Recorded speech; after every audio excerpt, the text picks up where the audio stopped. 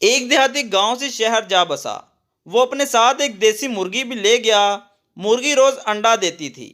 مرغی نے ایک دن غلطی سے انڈا پڑوسی کے گھر جا کر دے دیا۔ دیہاتی کو انڈا نہ ملا تو اس نے پڑوسی وکیل سے پوچھا۔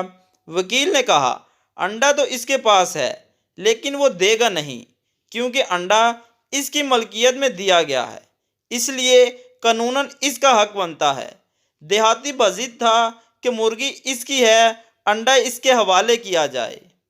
بات بڑھنے لگی تو دیہاتی نے کہا کہ میں پینڈو بندہ ہوں، ہمارے ہاں ایسی باتوں کا فیصلہ مردانہ طریقے سے ہوتا ہے۔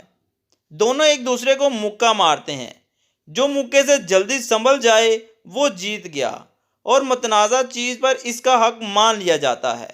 شہری وکیل ہٹا کٹا تھا۔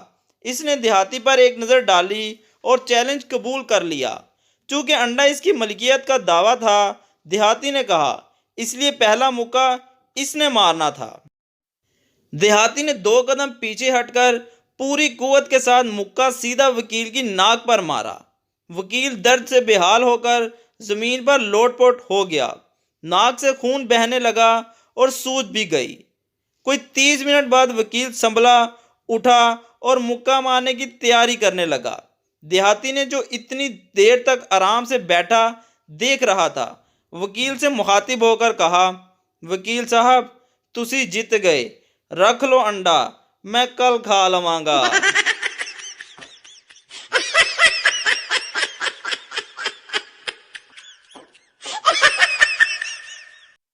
شوہر گھر آیا تو دیکھا بیوی ایک فقیر کے ساتھ رومانس کر رہی تھی۔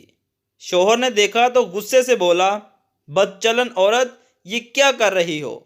بیوی بولی، کیا کرتی جی؟